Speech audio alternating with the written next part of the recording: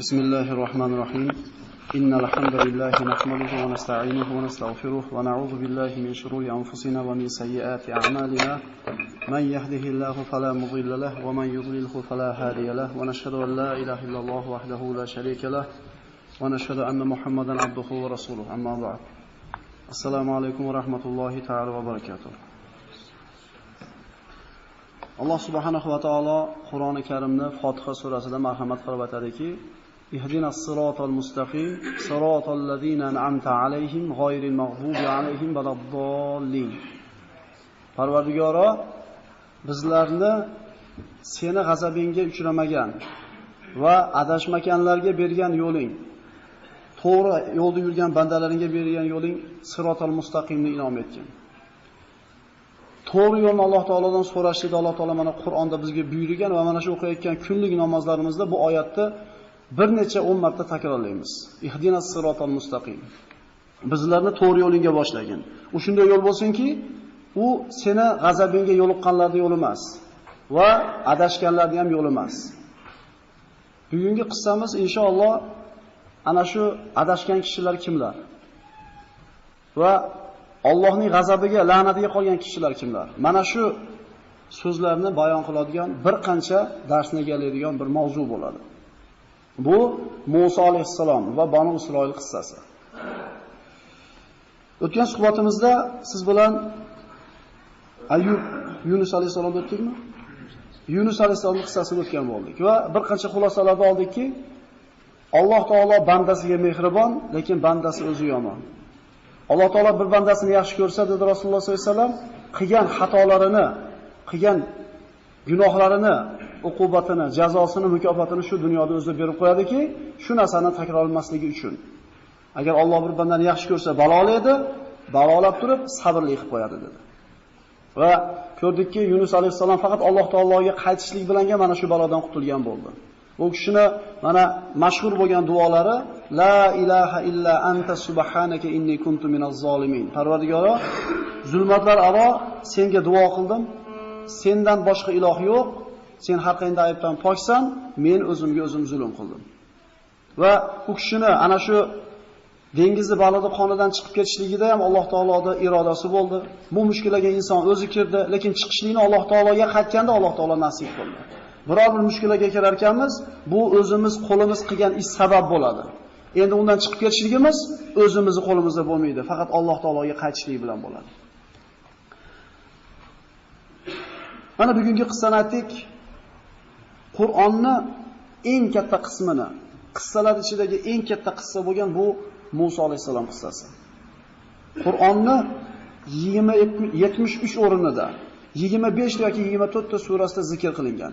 Hech qaysi qissa, hech qaysi haqida, qavm haqida so'z bunchalik keng, batafsil yoritilmagan. Nimaga?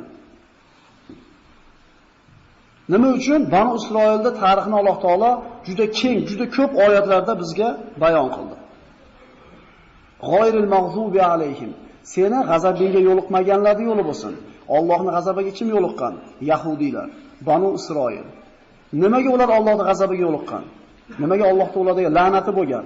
Mana shu qissalarni o'rganib chiqar ekanmiz, inshaalloh bunga javob topgan bo'lamiz. Payg'ambarlarning hayoti insonlar uchun bir ibrat. Ular o'z qavmlarini Alloh diniga da'vat qilishdi, unga sabr qilishdi, kelajakda keladigan mu'minlarga bu narsa ibrat bo'lishligi uchun. Alloh taolo payg'ambarlarga qarshi chiqqan qavmlarga balolar yubordi va ularni vayron qildi. Alloh taolo aytadi, hech bir qavm o'tmagan, magar albatta ularning ichida Allohning azobidan ogohlantiruvchi o'tgan deydi. Ya'ni bir qavmga keldi balo, albatta shu balo kelishidan burun ularga payg'ambar bor edi, ogohlantirgan bor edi. Ba'zi qavmlarda Alloh taolo ustiga balo kelganda iymon keltirganda qabul qilmadi. Lekin mana o'tgan safargi suhbatimiz Naynavo ahli Allohning balosi ustiga kelib turgan paytda qo'rqib iymon keltirishdi. Faqat mana shu Yunus alayhisalomning qavmini baloni ko'rgandan keyin keltirgan iymon asqotdi. Qur'onda zikr qilingan qissalarning eng kattasi bu Musa alayhisalom va Banu Isroil qissasi. Haqiqatan Musa alayhisalomning hayot haqida biror narsani tayinlamoqchi bo'lgan odam, garchi tafsir kitoblari garchi ma'lumot ko'p bo'lsa ham, ana shu Musa alayhisolamning hayotini birovga gapirmoqchi bo'lgan odam ozgina mashaqqat chekadi. Sabab Qur'onda turli payg'ambarlarning qissalari kelgan bo'lsa, ba'zisi sochiq, ba'zisi yig'ib.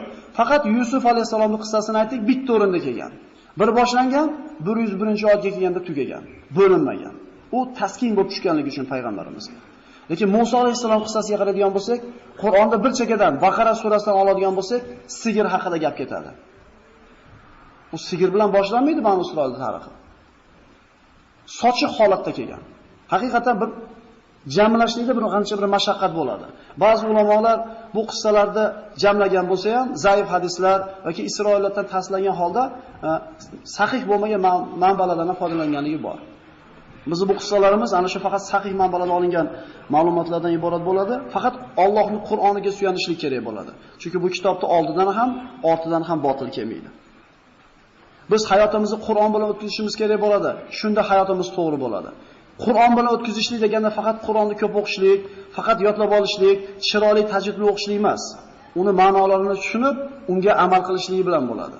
Afala yatadabbarunal Qur'an deydi Alloh taolo. Axir Qur'onni o'qib ular fikr yuritmaydilarmi? Demak, bu qissalarni biz eshitar ekanmiz, albatta xulosa bilan chiqishimiz kerak. Ayub alayhisalom qissasini ko'rdik, sabrni o'rgandik. Yunus alayhisalomning qissasini ko'rdik, inson boshiga musibatni o'zi so'rab olar ekan. Har bitta qissa tugaganda bitta xulosa chiqib kelsin kallamizda. Demak, boshimga musibat tushdi, men o'zim buni so'rab oldim Allohdan. Demak, musibat keldi, Alloh meni yaxshi ko'ribdi. O'sha shu musibatimga, mana shu qilgan gunohimga jazo berdi, qaytarmasligimni xohladi. Mo'min odam ishlari yurishi bo'lib ketganda emas, faqat boshiga kasal yetganda, musibat yetganda ham xotirjam bo'la oladi. Chunki Alloh meni yaxshi ko'rgani uchun berdi bu kasalni. Bu jazoni Alloh yaxshi ko'rgani uchun berdi. Yaxshi ko'rganligi uchun berdi. Qaytarmagin bandam deb Alloh menga mehribonlik qildi deydi. U plus bo'lganda emas, minus bo'lganda ham xotirjam bo'la oladi. Faqat mo'min. Qissalarni o'rganar ekanmiz, biz Qur'onni ham o'rganib boramiz. Musa alayhisalom qissasini yaxshi o'rgangan va xulosalarni to'g'ri o'rgangan kishi Qur'onda bir katta bir qismidan xabardor bo'ldim desa, xato qilgan bo'lmaydi. Qur'on nima? Qur'on bu fiqh. Qur'on nima? Qur'on bu tarix. Qur'on nima? Bu Qur'on hukm. Demak, qissalar Qur'onning 3dan birini egallaydi. Biz sizlar bilan Qur'onda 3dan birini o'rganyapmiz inshaalloh. Bir davrlar bo'lgan, otalarimiz, opalarimiz Qur'onni o'qib turib, chiroyli o'qigan, yig'lagan, ma'nosini tushunmaganligidan. Nimalar yozilgan kim bu yerga degan bir savollar bo'lgan. Mana bizga Alloh taolaning shunday bir baxti nasib qilib turibdiki, bu qissalarda faqat tarjimasini emas, xulosasini olishni ham Alloh taolo bizga berdi. Allohga hamd aytishimiz kerak bo'ladi.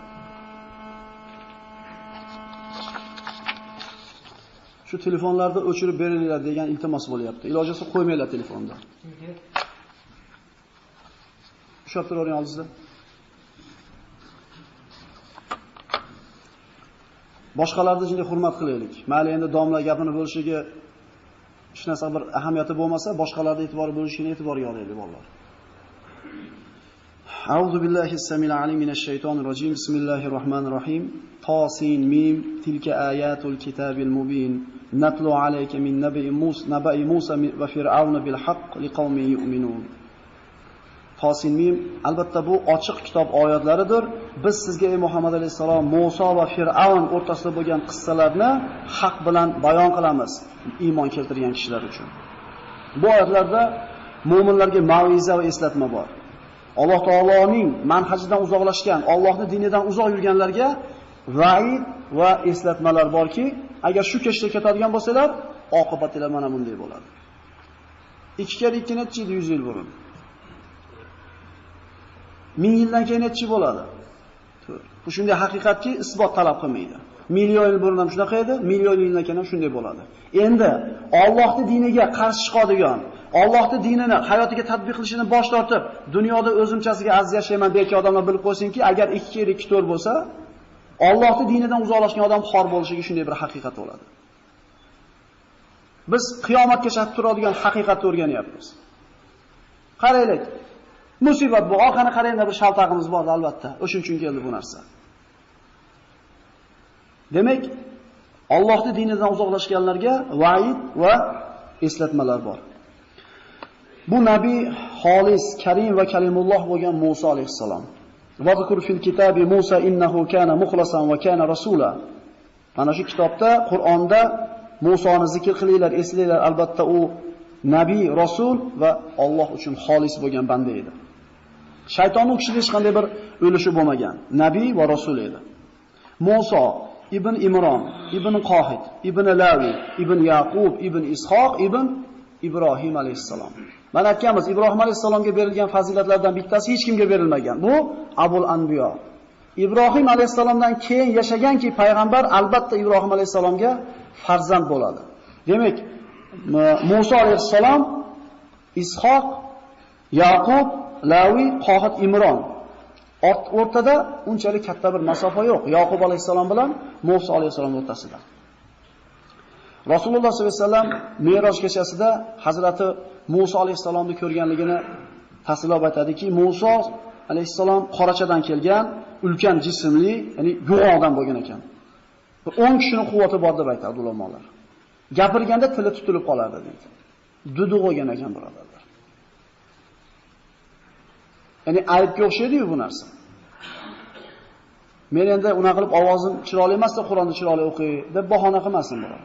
Men sizlarga gapira olmayman, odamlarga gapiray desam bahona qilmasin. Bu juda ko'pchiligimizda bor-ku.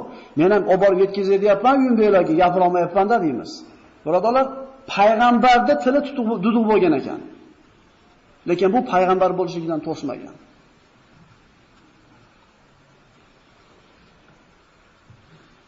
Alloh taolo Musa alayhissalom tili mana shunday ekanligini Fir'avnning tili bilan Qur'onda bayon qiladiki, astagfirullah, am ana khayrun min hadha alladhi wa huwa mahin wa la yakadu yubin. U yaxshimi deyapti, yo men yaxshimi deyapti. U hali dedi gapini ham topib gapira olmaydi, gapini ham aniq qilib gapira olmaydi, tili tutuq deydi. Ya'ni tili duduq bo'lganligi mana shu Qur'ondagi oyat hujjat bo'ladi. Lekin bu duduqligi u kishini payg'ambar bo'lishidan to'sib qola olmadi. Shuning uchun Alloh taolo u kishini payg'ambar qilib Fir'avnning oldiga jo'natganda Allohdan so'rab olgan. Va axi Haruna va huwa afsahu minni lisana. Parvardigor, akam Harunni menga sherik qilib bergan, u mendan ko'ra chiroyliroq gapiradi dedi. So'z bobida, nutq bobida mohir emas, shuning uchun akasini o'ziga yordamchi qilib olgan edi. Inshaalloh Harun alayhissalomning payg'ambar bo'lishligini o'zini o'rnida inshaalloh zikr qilamiz. Banu Isroil bu yahudiylar. Banu Isroil deganda biz Yaqub alayhissalomni zurriyotini tushunishimiz kerak bo'ladi. Yaqub alayhissalomning ismlaridan bittasi Isroil edi. Payg'ambarning ismi Yaqub, yana bitta ismi Isroil edi. Shuning uchun Banu Isroil deganda Banu Yaqub alayhissalomning nimasi? 12 ta o'g'li bor edi, Asbat deyilardi. Ana shu 12 ta qabila yahudiylarning asosi bo'ladi. Yahudlar mana shular hisoblanadi. Mana Yusuf alayhissalomning qissasini gaplashganimizda siz bilan Yusuf alayhissalom qul bo'lib sotilib Misrga keldi. Keyin shu vazir moli bo'ldi. Otasi va akalari 11 ta aka-ukasi nima qildi? Misrga kelishdi, shu yerda yashashdi. Yusuf alayhissalom tiriklik davrida Banu Isroil shohlarda yashadi Misrda. Ana shu Yaqub alayhissalom Misrga ko'chib kelgan paytda 86 ta edi ularning soni.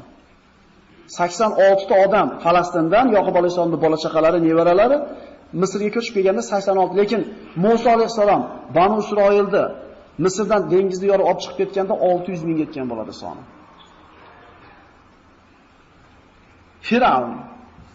Fir'avn bu bizdagi ba'zi podshohlarga beriladigan laqab. Masalan, Habashistonda podshosi Najoshi deyilardi. Bu ism emas, u laqab bu. Rumda podsho bo'lganda Sezar yoki Qaysar deyilardi. Forsda podsho bo'lganda Kisro deyishardi. Endi Fir'avnda Misrda podsho bo'lgan kishini Fir'avn deyishardi. Fir'avn ism emas, u nom deymizmi, laqab deymizmi, xullas podshoga beriladigan so'z. Yusuf alayhissalom vazir bo'lib turgan paytdagi Fir'avnning ismi Royyan ibn Valid. Royyan ibn Valid arab bo'lgan birodarlar. Fir'avn degan so'zni o'zi tarixiga qaraydigan bo'lsak, Yamanlik bir Avn degan odam bir odamni o'ldirib qo'yib qochib ketadi. Misrga borib yashab, shu yerda bir ko'tarilib podshohlik darajasiga ko'tarilib ketgan. Fir'avn so'zi kalimasi ikkiga bo'linadi. Farro Avn. Arab tilida far degani qochdi degani. Avn degani ismi. Demak, Fir'avn deganda yurtini tashlab qochib ketgan avm deyilyapti. Tushunarli bo'ldimi? Demak, arab bo'lgan bularda asli, Yamandan bo'lgan. Yusuf alayhisalom ana shu Firavn Royan ibn Validda dinida bo'lmasa ham, yurtni ocharchilikdan saqlab qolganligi uchun, yurtga ko'p bir barakalarning kelishiga sabab bo'lganligi uchun, yurtini zo'r boshqarganligi uchun hurmat qildi. Yusuf alayhisalomning yuzidan butun Banu Isroil shohlardaqa yashashdi. Mavqesi baland bo'lgandi Banu Isroilda Yusuf alayhisalomda, lekin Royan ibn Valid ana shu Yusuf alayhisalom davridagi Firavn o'lgandan keyin uni o'rnini Qobis ibn Mus'ab egalladi. Boshqa o'sha Firavn keldi, ikkinchi Firavn kelyapti. U kofir, zolim bo'lgan. Yusuf alayhisalom o'tgandan keyin mana shu ikkinchi Qobis ibn Valid, Qobis ibn Mus'ab Firavn nima bo'ldi? Firavn va Banu Isroilga qattiq ozorlarni soldi. Qobis o'lgandan keyin uning ukasi Valid ibn Mus'ab taxtni egalladi. Demak, Yusuf alayhisalomdan keyin bitta, ikkinchi, uchinchi xalifa, uchinchi Firavnning davri. Mana shu paytdagi Firavn bu Valid ibn Mus'ab bo'lgan, Musa alayhisalom bilan tortishgan Firavn mana shu Firavn bo'ladi. Demak, Royan ibn Valid, Qobis ibn Mus'ab va Valid ibn Mus'ab. O'zi ismlarga e'tibor bersangiz, bari arabcha atlar o'zi. Valid ibn Mus'abning ayoli Osiyo binti Muzahim edi. Demak, ana shu kamula minar rijali kathir va lam yakmul minan nisa illa arba'a dedi Rasululloh. Erkaklardan juda ko'pi kamolotlik darajasiga yetdi dedi. Payg'ambarlar, shahidlar, siddiqlar, sahobalar, avliyolar, lekin ayollardan 4 tasi komila bo'ldi. Ulardan bittasi Osiyo binti Muzahim. Osiyo mana mu'mina bo'lib uyg'ondi. Ba'zi rivoyatlarda ana shu Banu Isroildan edi degan rivoyatlar ham bor ekan. Mu'mina bo'lgan, kofira bo'lgan emas. Firavn Osiyoni o'ziga cho'ri qilib olmoqchi bo'lib, otasidan so'raganda, otasi yo'q dedi. Cho'ri qilib bermayman dedi. Agar oladigan bo'lsang, xotin qilib mahrini to'lab ol dedi. Firavn mahrini to'lashga rozi bo'ladi, lekin Osiyo onaga bu narsani otasi taklif qilganda, qanday qilib kofirga tegaman? Axir men mu'mina bo'lsam, u kofir bo'lsa, qanday tegaman deganda, unda sizni va butun oilangizni Firavn qirib tashlashlikni va'da qildi dedi. Oilasini saqlab qolishlik niyatida Firavnga turmushga chiqadi, lekin umrini oxirigacha undan bir norozi bo'lgan holatda, g'azablangan holatda yashaydi. Valid ibn Mus'ab bu insoniyat tarixida eng katta zolim bo'lgan kishi. Izhab ila fir'auna innahu tagha. Firavnga borib aytingki, albatta u nima qildi? Haddidan oshdi. Yer yuzida undan kattaroq zolim bo'lgan emas. Faqala ana robbukumul a'la. Men sizlarni oliy parvardigoringlarman, ilohlikni da'vo qildi. Ilohlikni da'vo qildi. Ana shuning uchun Qur'onda keladi oyatlarda qiyomat qoyim bo'lganda adxilu ala fir'auna ashaddal azab. Fir'aun xonadonini, Fir'aun oilasini azobda eng past qismiga kirgizinglar deydi. Innal munafiqina darfi darkil asfali minan nar. Jahannamning eng past tabaqasida, darajasida munofiqlar turadi deydi. 3 toifa jahannamning eng pastida bo'ladi. Bittasi Fir'aun oilasi, bittasi munofiqlar va bittasi dasturxon egalari. Esingizda tursin. Bu qissani oxirida aytib beraman buni. Firavn mana Valid ibn Mus'ab Banu Isroil hammasi meni qullarim degan hukmni chiqardi. Ya'ni bitta Yusuf alayhisalomni ozod odamni sotib, qul qilib sotib olishligi o'zi qanday bir katta jarima edi. Endi bu yerda 600 ming bo'lgan Yahudiyda hammasini yoppasiga meni ular qullarim deb e'lon qildi. Ayollar esa meni cho'rilarim dedi. Yahudiylarni qullardaqa ishlatishar edi. Ayollaridan xohlaganda foydalanishar edi. Xorligimi bu? Mana shunday xor bo'lgan, mana shunday past bo'lgan, razil bo'lib ezilib turgan xalq Alloh payg'ambarlarni yuborib aziz qildi, lekin bu qavm Alloh taologa osiylikda davom etdi. Toki lu'inallazina kafaru min bani Isroil ala lisani Davud va Isa ibn Maryam zalika bima asaw wa kanu ya'tadun. Banu Isroildan kofir bo'lganlari Davud va Iso ibn Maryamning tili bilan la'natlandi dedi. Nima sabab? Haddidan oshganlar uchun, Allohga osiy bo'lganlar uchun o'zlarini jinsidan bo'lgan payg'ambarlari la'nat o'qigan o'zining qavmiga. Payg'ambarlar qanchalik sabrli, payg'ambarlar qanchalik kechirimli kishilar bo'lgan, lekin ana shu kishilar la'nat o'qigan. Rasululloh sollallohu alayhi vasallam Toifga borganda eslamaymizmi? Toshbo'ron qilib jo'natishganda, ana shu salqinda yuzlaridan qon oqib o'tirib, Jabroil alayhisalom keladi oldiga. Muhammad, xohlasangiz, oldimda tog' farishtalari turibdi. Toifni ikkita tog' orasiga qorishtirib tashlayman dedi. Rasululloh nima duo qildi? Alloh hidoyat qilishligini, zurriyotlardan solih kishilar qilishini Allohdan so'rab duo qilmadimi? Payg'ambarlar mana shu kechirmay xalq bo'lgan, lekin mana shu qavmlar o'zlarini payg'ambarlardan la'natni eshitgan. Hali ko'ramiz.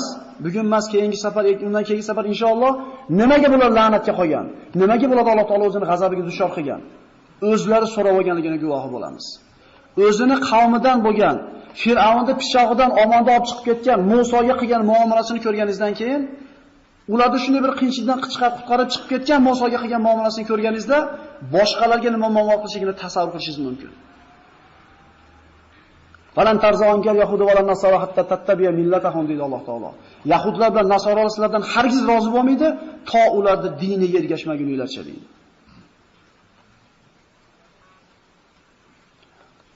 Banu Isroilni Fir'avnning quli ekanligi hukm faqat Fir'avnning o'ziga emas, ana shu Misr qibtiylarini oliy tabaqasiga hammasiga xos edi.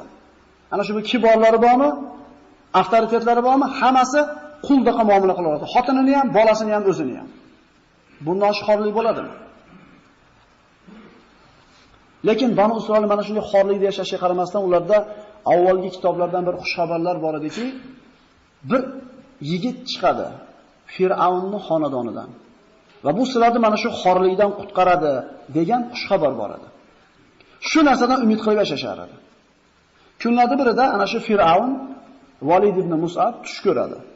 Tushida Baytul Maqdis, Falastin tomonidan Misrga qarab bir o't chiqib keladi. Misr diyorlarini kuydirib tashlaydi. Faqat Banu Isroil yashaydigan joylarga tegmaydi. Uyg'onadi, o'zini sehrgarlarini to'playdi va bu bilan ular bilan maslahat qilishadi bu to'g'rida. Sehrgarlar aytishadiki, Banu Isroildan bir bola tug'iladi va seni halok bo'lishingga sabab bo'ladi.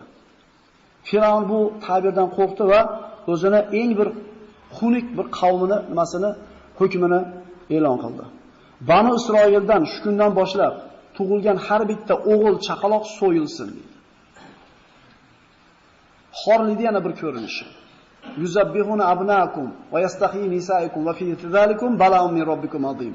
Eslaylar ey Banu Isroil, Fir'avn sizlarda erkaklaringizni so'yib, ayollaringizni tek qo'yardi. Mana shu narsada buyuk balo bormasmidi sizlarga dedi. Alloh minnat qilyapti. Sizlar shunday xor bo'lib turganda chiqarmaganmidim senlarni? Qala sanuqattilu abnaakum va nastahyi nisaahum. O'g'il farzandlarini o'ldiramiz va ayollarni tirik qo'yamiz. Banu Isroilning so'lishiga mana shu hukm sabab bo'ldi. Banu Isroilda ayollari ta'qibga olindi, homilador ayollari. Va ana shu tug'diradigan doya ayollarga hukm qilindi. Agar Banu Isroildan o'g'il tug'ilsa, xabar beringlar. Agar xabar bermasdan yashirsanglar, o'zingizlar o'ldirilasizlar. Xullas, jiji bola tug'ildi, o'g'il bola yahudiylardan so'yilaverdi. Bir faraz qilib ko'raylik shu holatda. Farzandlik bo'l ko'rdi, xursand bo'ldi, shas so'yib tashlayapti. Tug'ildi, qo'qib qarayapti, o'g'ilmasmikin, qiz bo'lib qolsa edi, chunki o'g'il bo'lsa nima bo'lardi? So'yilib ketar edi. Bundan xorlik bo'ladimi ortiqcha? Mana shunday xor edi Banu Isroil. Musa alayhisalomning onasi bu hukm e'lon qilinganda birinchi oylari deydi homilasini. Musa alayhisalom onasini qornida deydi. Qorun katta edi, shuning uchun tirik qolgan edi, tug'ilib bo'lgan edi. To tuqqunga qadar o'zini homiladorligini onasi yashirdi. Bildirmadi. Lekin tug'di ham. Tuqqandan keyin yashirishning imkoniyati yo'q. Askarlar, Fir'avnning xos askarlari qilichlarni o'tkirlab, nayzalarni o'tkirlab, ko'chalarda kezib yurar edi. Qaysi joyda chaqaloq ovozi eshitilsa, kirar edi. Agar qiz bo'lsa tek qo'ylardi, o'g'il bo'lsa so'yib ketar edi. وَأَوْحَيْنَا إِلَى أُمِّ مُوسَى أَنْ أَرْضِعِهِ فَإِذَا خِفْتِ عَلَيْهِ فَأَلْقِيهِ فِي الْيَمِّ وَلَا تَخَافِي وَلَا تَحْزَنِي إِنَّا رَادُّوهُ إِلَيْكِ وَجَاعِلُوهُ مِنَ الْمُرْسَلِينَ. Biz Musoning onasiga vahiy qildik. Uni emizgin va agar undan qo'rqadigan bo'lsangiz o'ldirib qo'yishligidan, dengizga solib, oqizing suvga solib, qo'rqmang va xafa bo'lmang. Albatta biz uni qaytarib beramiz va albatta uni payg'ambarlardan qilamiz. Xo'p, savol tug'iladi. Va avhayna deyapti. Vahiy qildik deyapti. Vahiy kimga tushar edi? Nima? Vahiy bo'ldimi? Payg'ambar bo'lib qoldimi Musa onasi? Bu ilhom ma'nosidagi vahiy. Chunki Alloh taolo asalariga va avhayna va avha robbuka ila nahli ariga vahiy qildi deyapti. Ya'ni arini mana shunday daraxtlardan, mevalar, daraxtlardan, gullardan asal terishlikni nima qildi? O'rgatdi, ilhomlantirdi. Qayerdan biladi bo'lmasa asal terishlikni? Nimaga boshqa hasharotlar bilmaydi, faqat ari biladi? Chunki Alloh taolo ariga ilhom berdi. Mana shu narsani o'rgatdi. Demak, Musa alayhisolamning onasiga ham Alloh taolo vahiy deganda bu payg'ambarlik vahiysi kelgani yo'q. Alloh taolo u kishini u ayolni ilhomlantirdi. Mana shu lug'atdan xabardor birodarlarimiz Qasas surasi mana 7-oyatida ulamolar aytadi, mana shu oyatda ikkita xabar, ikkita buyruq, ikkita xush xabar bor deydi. Bu lug'atdagi fasohat. Va auhayna ila ummi Musa an arzihi bitta xabar, fa idza khifti alayhi ikkinchi xabar, fa alqihi fil yam buyruq, va la takhafi va la tahzani buyruq, inna radduhu ilayki sizga qaytarib beramiz xush xabar va payg'ambar qilamiz. Bitta jumlaning o'zida ikkita xabar, ikkita buyruq, ikkita bushro bor. Bu endi lug'atdan xabari bor odamlar tushunadi. Shuning uchun she'r bobida, fasohat lug'at bobida har bitta payg'ambarda yashagan qavmi qaysi sohada rivojlangan bo'lsa, shu qavm shu sohani bosib beradigan mo'jiza berilgan emasmi? Iso alayhisalom davrida tabobat rivojlanib ketganda, Iso alayhisalom tabobat ustidan mo'jizani berdi. O'liklar tiriltirdi. Sulaymon alayhisalom davrida jinlar bilan odamlar fitnalangan edi. Alloh taolo jinlarni xizmatiga solib qo'ydi. Musa alayhisalom davrida sehr rivojlandi. Alloh taolo sehrni sindirib tashlaydigan mo'jizani berdi. Rasululloh sollallohu alayhi vasallam davrida arablar she'r yozishda usta edi. She'r bobida arablarga hech kim yetmaydi. Xohlasanglar ham, xohlamasanglar ham. Biz she'rda bizni xalq kuchli deymiz-ku. Arablar she'rni o'qib ko'ring-da. Shuning uchun hayron qolyapti. Bir qator jumlada ikkita xabar, ikkita buyruq, ikkita xush xabar turibdi deydi. Chunki arab tili Qur'on tili birodarlar. Bu hech qaysi til go'zallik borasida, fasohat borasida bu tilga teng kelmaydi. Arab tili jannatiylarning tili. Jannatda arab tilida so'zlaymiz inshaalloh. Bilmaganlarchi? O'sha yoqqa bora olaylik, o'shunga loyiq bir ish qilib olaylik, Alloh taolo qodir qilib qo'yadi inshaalloh.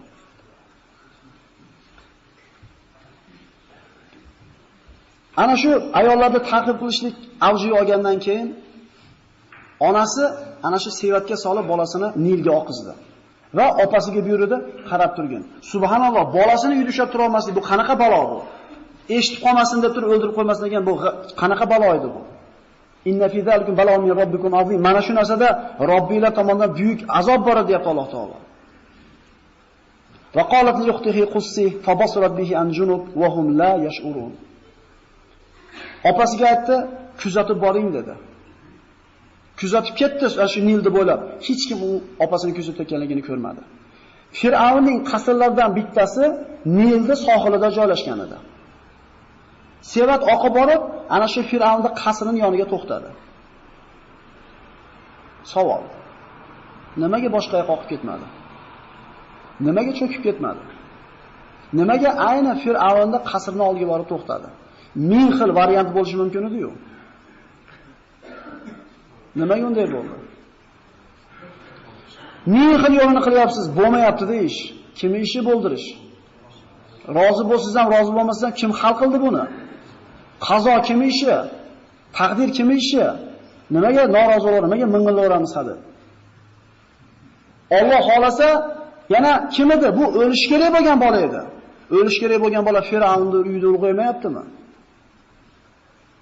فالتقطه آل فرعون ليكون لهم عدوا وحزنا إن فرعون وهامان وجنودهما كانوا خاطئين. Fir'avnning oilasi, Fir'avnning xonadoni uni ushlab oldi, o'zlariga dushman va g'am bo'lishligi uchun. Va asan takrahu shay'an wa huwa khayrun lakum. Sizlarning hayotingizda bir ish sodir bo'lsa deyapti Alloh, sizlarga deydi, yo'qmaydi deydi. Ehtimol orqasida yaxshilik bor uni deydi. Va asan tuhibbu shay'an wa huwa sharrun lakum. Bir narsa hayotingizda yoqadi sizlarga, ehtimol orqasida yomonlik bor. Vallohu ya'lamu va antum la ta'lamun. Sizlar bilmaysizlar deyapti Alloh. Men bilaman deyapti. Ehtimol o'sha kun ishga kech qolishingizda bir hikmat bor. Ehtimol o'sha pul yo'qotib qo'yishingizda bir yaxshilik bor. Rozilik qabul qiling o'sha kunda. Inna fir'auna va hamana va junudahuma kanu xotiin. Xatokorlar, xoti degan so'z qasddan xato qiluvchi kishi aytiladi. Muxti degani bilmasdan xato qilib qo'ygan kishi deyiladi. Alloh taolo xoti deyapti ularni. Bilib turib qilishadi xato kamchilik, gunohlarni. Shu narsa biz ustimizda bo'lib qolmasin. Gunohligini bilasizmi? Tiyiling. Chunki bilmasdan qilgan gunoh yozilmaydi, esdan chiqarib qilib qo'yilgan gunoh yozilmaydi, majbur bo'lib qilib qo'yilgan gunoh yozilmaydi, undan boshqa hamma gunoh yoziladi. Musoni ana shu chaqaloqni olib Osiyoni onani oldiga olib kelishdi. Osiyona tug'magan edi. Bolaga mushtoq bo'lgan edi. Bolani Firavnda Banu Isroildan ekanligini bildi. Bilib turib o'ldirmanglar uni dedi. Qalat imrotu fir'auna qurratu aynun li va lak la taqtuluhu asa an yanfa'ana aw nattakhidahu walada va hum la yash'urun. Firavnning ayoli uni o'ldirmanglar dedi. O'g'il qilib olarmiz dedi. Shoyat bizga foydasi tegib qolsa yoki bo'lmasam o'zimizga farzandlik qilib olsak. Ulamolar aytishar ekan shu yerda Firavn aytadi, mana hadisda keladi. Rasululloh sollallohu alayhi vasallam marhamat qilganlar, agar Firavn ko'zimizni quvonchi bo'lsin, meni ko'zimni quvonchi bo'lsin, o'ldirmanglar deganda Firavn, "Seni ko'zingni quvonchi bo'laversin. Menga kerak emas bunaqa Banu Isroildan" dedi. Rasululloh aytadi, agar Firavn shu yerda, "Ha, bo'pti, meni ham ko'zimni quvonchi bo'lib qo'ysin" deb ikki og'iz gap gapirib qo'yganda, unga balo yetmasdi deydi. Nimaga ehtiyot bo'lish kerak? Qayerga bog'liq? Til haqida gaplashganmiz. Podsholardan bittasi aytadi, "Gapirmagan gapimga pushaymon bo'lmaganman. Lekin gapirib qo'ygan ko'p gapimga pushaymon eganman.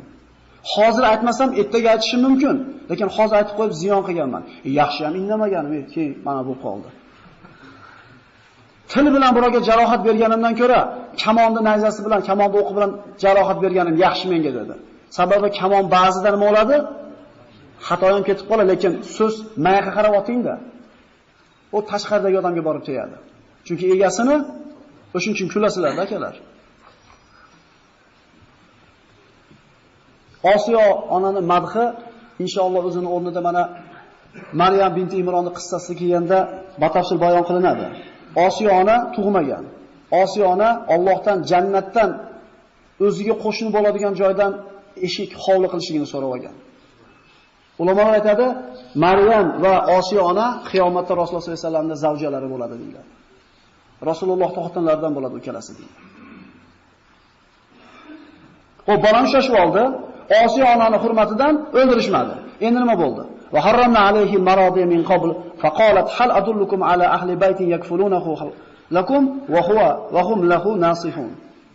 Bolani Alloh taolo enagalarda harom qildik unga deydi. Ya'ni bola hech narsaga aql yetmaydigan bola hech qaysi enagani emishligiga rozi bo'lmadi. Yig'layapti, halok bo'lishga yaqin bo'lyapti. Shunda bozorga olib chiqishadi. Ya'ni enagalar bo'lgan ekan, bozorda o'tiradigan, emizadigan. Tutganda hech qaysisini emmagan ekan, ko'hragini. Kim o'rgatdi buni? Kim sohil gap kelib qo'ydi? Kim aytgani bo'lyapti? Vallohu g'olibun ala amrihi valakin aksarun nasi la ya'lam. Alloh g'olib o'zining ishida, lekin ko'pchilik bilmaydi buni deydi. Ana shu bozorda opasi ham bor edi. Men sizlarga yaxshi xonadonni dalolat qilaymi dedi. Bola emadi uni deydi. Askarlar so'raydi, "Qayerdan bilasan sen? Boshqalarda emmaykan" desa aytadiki, "U ayolni qaysi bir bolani emizmasin, hech qachon qaytargan emas. O'zi ham bir to'g'ri, pokiza, hidi xushi ham joyida bo'lgan ayol" dedi. Alloh nima degan edi? "Inna radduhu ilayki" deganmidi? Qaytarib beraman deganmidi? Qaytardimi? Birodarlar, Alloh o'zi biladi qana qilib qaytarib berishini. Biz qo'rqayotgan narsani Alloh taolo qana qilib bizdan daf qilishini o'zi biladi. Biz intilayotgan narsani qana qilib berishini o'zi biladi. Biz faqat so'raylik. So'rashlik bu xorlik. Biz faqat Allohdan xor bo'lish kerak. Iyyaka na'budu va iyyaka nasta'in. Faqat senga bo'ynimiz eganmiz deyapmiz. Faqat sendan so'raymiz deyapmiz. Qani o'sha? Qani o'sha? Men qaytarib beraman dedim Alloh. Qana qilib qaytarib beradi suvga oqizib olsa bolasini? Insonni aqli olmaydi. Olib kelishdi. emizdi, emdi. Allohning va'dasi haq bo'ldimi? Fa'alu lima yurid. Alloh xohlagani qiluvchi zotmi? Biz ham o'sha bandalar qatori bir bandamiz, akalar. Faqat Allohga iltijoimiz, Allohga suyanishimiz u bir talab darajasida emas. So'rab qo'yapmiz, g'am qilib yuribmiz. So'rab qo'yapmiz, g'am qilib. Hali g'amdan bo'shaganda so'rab qo'yapmiz. Agar so'raganimizda g'am bo'lish kerak emasmidi bizda?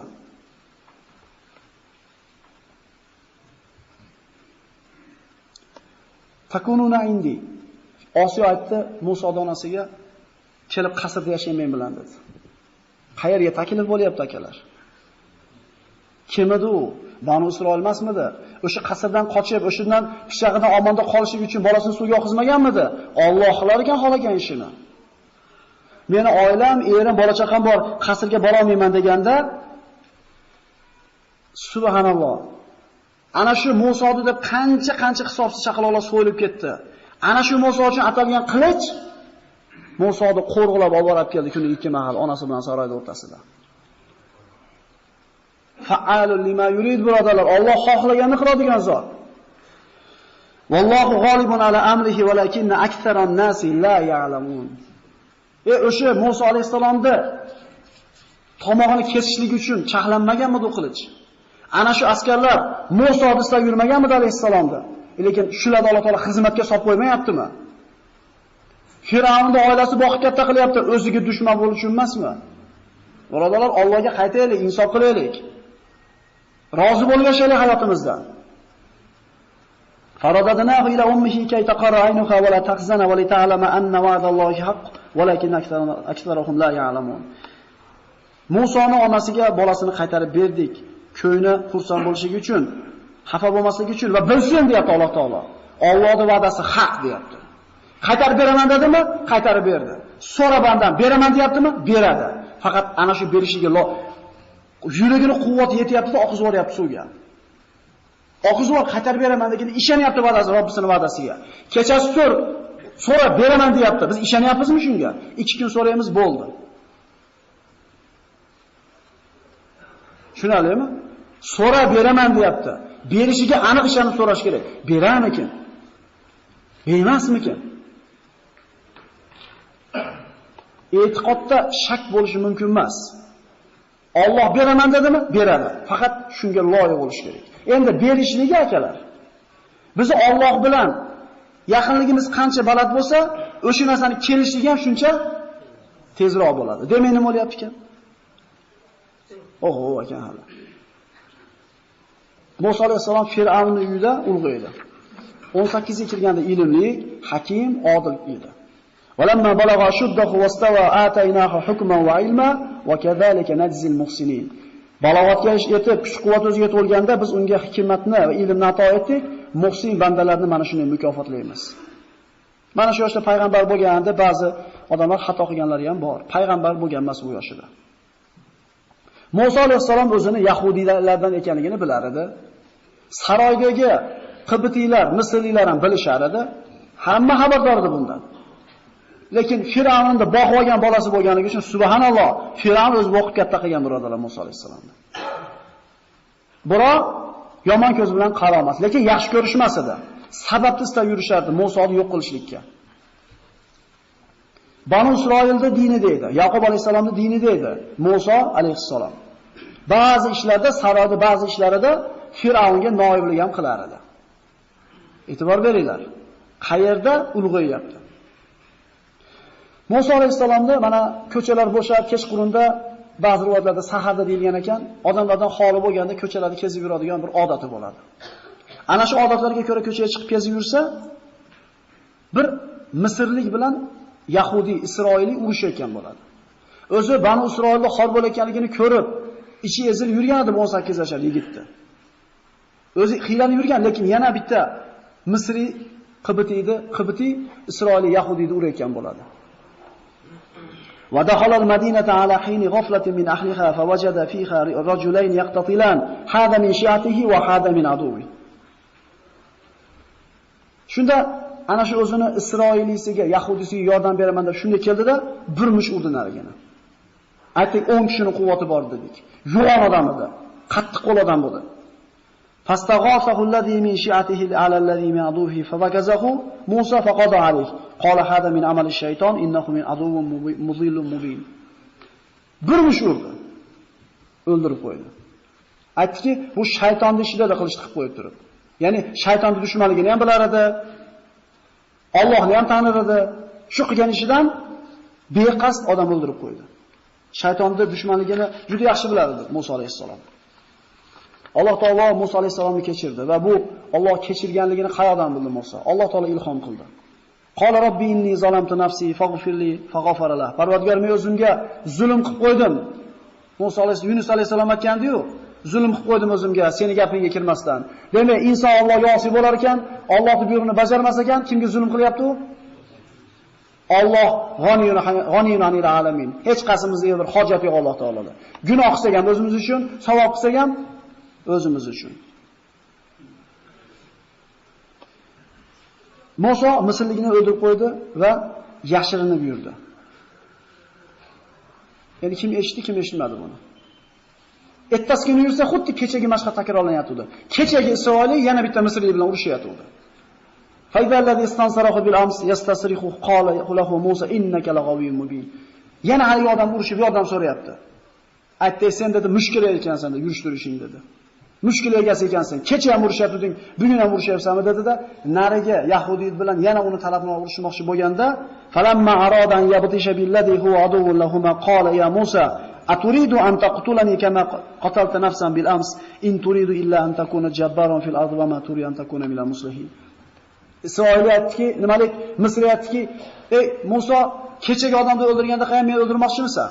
Sen yer yuzida fasod tarqatmoqchisan, musulmonlardan bo'lish xolamayapsan. Demak, kechagi bo'lgan ish xabari tarqagan edi. Saroydagilar Musoni yomon ko'rishar edi. Endi undan qutulishlikka fursat hosil bo'ldi. Va jaa rajulun min aqsal madinati yas'a qala ya Musa innal mala'a yatamiruna bik liyaqtuluka fakhruj innaka minal inni laka laminan nasihin. Ana shu Banu Isroil Firavnning qavmidan bo'lgan, Qibtiylardan bo'lgan kishi kelib aytdiki, "Ey Musa, seni malolar, ana shu kiborlar o'ldirmoqchi bo'lishyapti. Chiqib ketgan shahardan" dedi. "Men senga albatta to'g'ri nasihat qiluvchiman" dedi.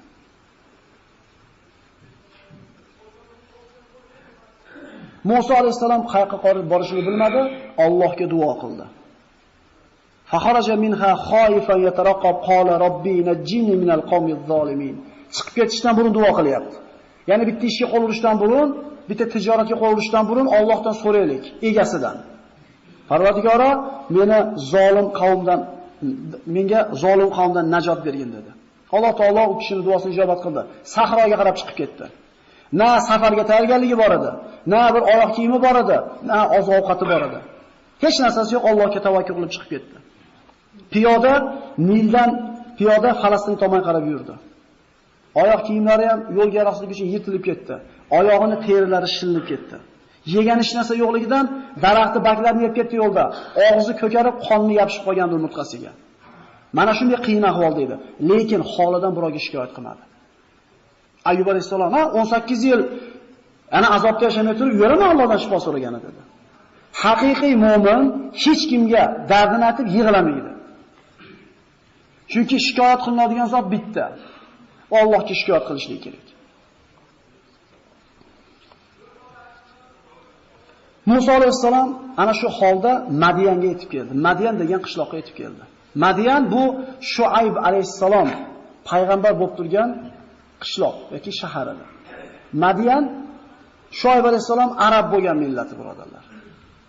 Rasululloh sollallohu alayhi vasallam Abu Zarga aytadiki hadislarida payg'ambarlardan 4 tasi arab bo'lgan deydi. Hud, Solih, Shuayb va Nabiyuka ya Abu Zar deydi. Hud, Solih, Shuayb va men Abu Zar deydi. 4 ta payg'ambarning millati arab bo'lgan. Shuayb qavmi, Madian qavmi, ya'ni ashabul ayka ham deyiladi. Ana shu daraxtga sig'ingan qavm deb ham Qur'onda zikr qilingan. Musa alayhisalom mana shu qishloqdagi shaharning bir chekkasiga kelgan paytda bir hovuz bo'ladi, qishloqda tashqarisida odamlar suvdan shuni olib ketadi, qo'y-qo'zlarni olib kelib o'sha yerda sug'orishadigan bo'ladi.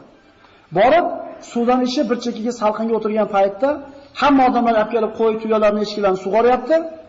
Ikkita ayol ikkita qiz bir chekada qo'ylarini suvga ketayotganda to'sib, boshqalarni qo'yga aralashib ketishligidan to'sib turgan bo'ladi. Shunda borib, ulardan biridan so'raydi.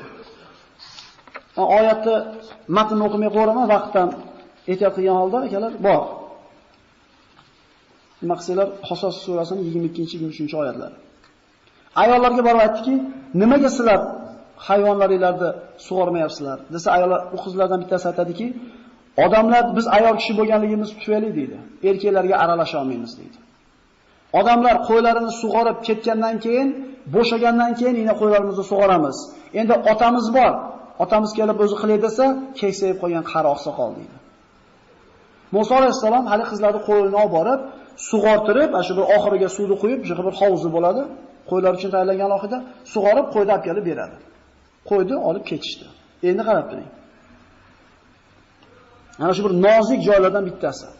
Yaxshi tushunib olaylik. Bu yana bizni Allohga qaytishimizga sabab bo'ladigan bir ma'lumotlarki, qalbimiz bilan qo'ysa, endi qimillab olinglar.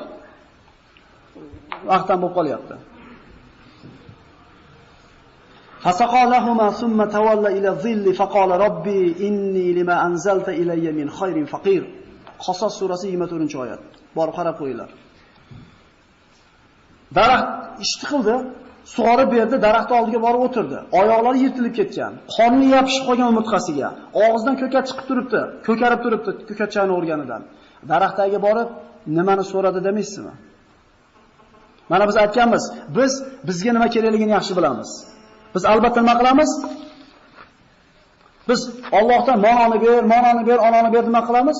So'raymiz. Shundaymi? Ayyub alayhisalom nima dedi?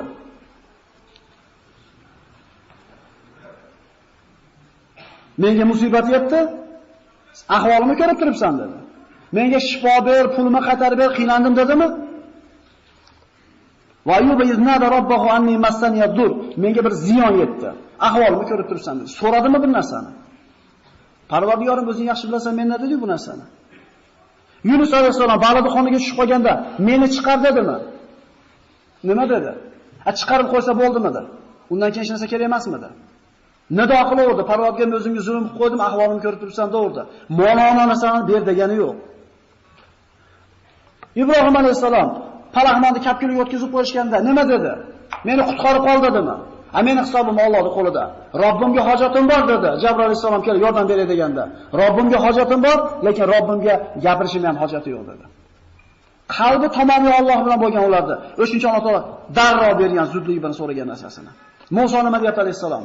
Parvardigorim men deyap daraxtga borib o'tirib, seni menga beradigan yaxshiliklaringga faqirman deyapti. Nimani so'rayapti? Konkret bir narsa bormi? Nimani so'rayapti? Yaxshilikni so'rayaptimi?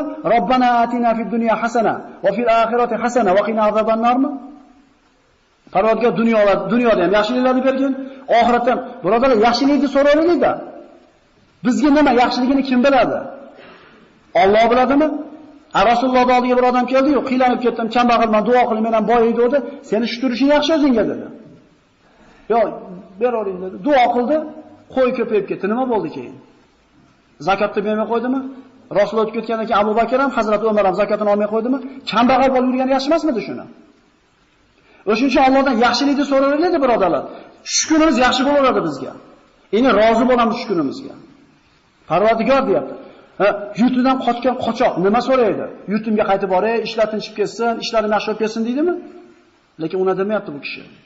Menga nima yaxshi bo'lsa, kim biladi deyapti? O'zing bilasan. Shuning uchun qo'rqmay so'raylik. Ba'zida sanab tugata olmay qolamiz-ku.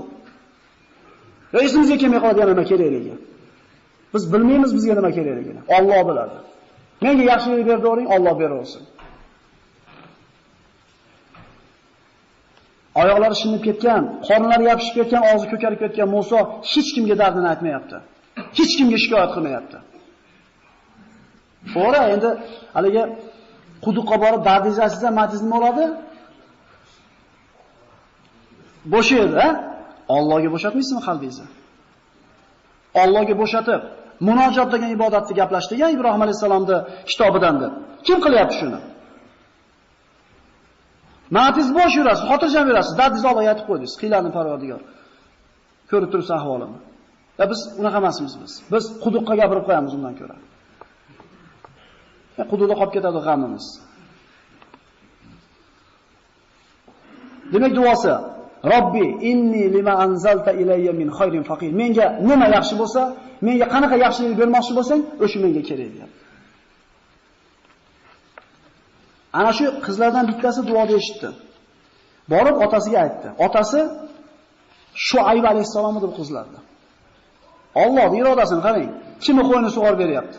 Payg'ambarning qizini. Vallohu g'olibun ala amrihi dedingmi? Alloh o'zining ishida g'olib. Alloh xohlaganini qiladi. Lekin odamlarda ko'pi bilmaydi buni deyapti. Fajja'athu ihdahuma tamshi ala istihyain qalat inna abi yad'uka liyajziyaka ajra ma saqayta lana. Ana shu qizlardan bittasi hayo bilan sekin kirib keldida aytdiki, otamiz sizni qo'ylarimizni sug'orib berganligingizni haqqini bergani uyimizga chaqiryapti dedi. Bu mo'min ayolda iffati, hayosi. Hozirgi kunda yana solishtirib ko'raylik. Iffatda hayoda cho'qqisini qarang. Musa alayhisalom shu oldinga haydang yo'l ko'rsating demagan ekan. Yo orqamga ergashing demagan ekan. Oldimda yuring deydi.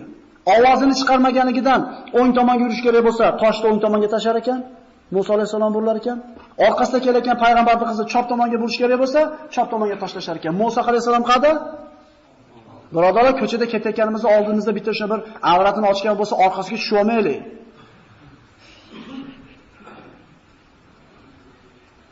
Rizqingiz tirtayadi. Ishonavering. Chunki istig'forni ko'paytirish noningizga to'g'ridan-to'g'ri aloqasi bor ekanmi? Rizqingizga baraka kelishiga sabab ekanmi? Demak, gunoh qilish rizqingizni tirtaytiradi. Hozirgi kundagi ayollarimizni va ana shu davrdagi payg'ambarlarning ayollarini, qizlarini, hayosini, iffatini bir mulohaza qilib qo'yaylik. Rasululloh sollallohu alayhi vasallamning oldiga Abdulloh ibn Maktum kirib keldi. Ko'r, ojiz, ummiy sahoba edi. Ko'zi ko'r kirib kelganda payg'ambarimiz bir qancha ayollar turishgan edi. O'zlarini chekiga olishmadi. Rasululloh o'zingizlar chekiga olinglar dedi. Ya Rasululloh, buni ko'zi ko'rmi deydi. Dedi, sizlar ham ko'zinglar ko'rmi dedi. Ya'ni erkak kishi ayol kishidan ko'zini qanchalik tiyish kerak bo'lsa, ayol kishi ham erkak kishidan uyga kirganda chekiga o'tdiymiz, o'zi ko'chaga chiqib ketaveradi. Bu qanaqa bo'ldi? Bizgini ko'rishmasin, o'zlari ko'rishaversin chiqib boshqalarni. Alloh taolo payg'ambarda ayollarga buyuradi, uylarda deydi, mustahkam bo'linglar deydi. Bekadan bekaga chiqmanglar ko'chaga deydi. Falamma qassa alayhi al-qasas qala la takhaf la nazarta min al-qawmi adh-dhalimin. Shuayb alayhisalom bu qissani eshitgandan keyin aytdiki, qo'rqmang dedi, albatta zolim bo'lgan qavmdan omonda qolsiz dedi. Qizlardan bittasi kelib aytdiki, ota dedi, bu odamni ishga olmaymizmi dedi. Inna khayru man ista'jata al-qawiyul amin. Bu odamda ikkita sifat bor ekan deydi. Kuchli ekan deydi va ishonchli ekan deydi. Har qanday ishxonani boshlig'i ishonchli bo'lgan ishchini olishlikni xohlaydi. To'g'rimi? Ayniqsa pulli joylarga. Kuchliligiga dalil rivoyatlarda kelar ekan, ana shu hovuzni qandaydir ko'taradigan qopqog'i bo'lar ekan, 3-4 odam ko'taradigan qopqoqni bitta o'zi ko'targan bo'ladi. Ishonchliligi qo'yni oyoqqa borib sug'orib qaytarib keladi bitta ham qolmasdan. Shunda Shuayb alayhisalom aytdiki, "Qala inni uridan unki haka ihda binatayya hatayn ala an ta'jurani 8 hijaj." Allohdan nimani so'radi daraxtaga borib birodarlar. Yaxshilik so'radimi? Yaxshilik qanaqa ko'rinishda bo'ldi endi? Qochishda yurgan kishiga qanaqa yaxshilik bo'lishi mumkin? Men dedi. Ana o ikkita qizimdan bittasini sizga nikohlab beraman dedi. Mahriga 8 yil ishlab bermaysizmi dedi. Payg'ambarga kuyov bo'lyapti. 8 yillik propiskasi bilan akalar. Yashash joyi bilan. Nimani so'radi? Yaxshilik so'radimi? Atini aytuvdim uni. Musa alayhisalom hayoliga ham kelmasa kerak edi bu narsani so'rash. Lekin Alloh taolodan yaxshilikni so'radi, kutganidan ham ziyoda qilib berib qo'ydi. Bugunga tayyorlangan narsa hammasiga vaqt yetmadi. Inshaalloh keyin davom etkazamiz bu narsani. Mana shu joyda Musa alayhisalomni Shuayb alayhisalomning qiziga uylangan holida qoldirib, keyingi darsda qolganini davom etkazgan bo'lamiz.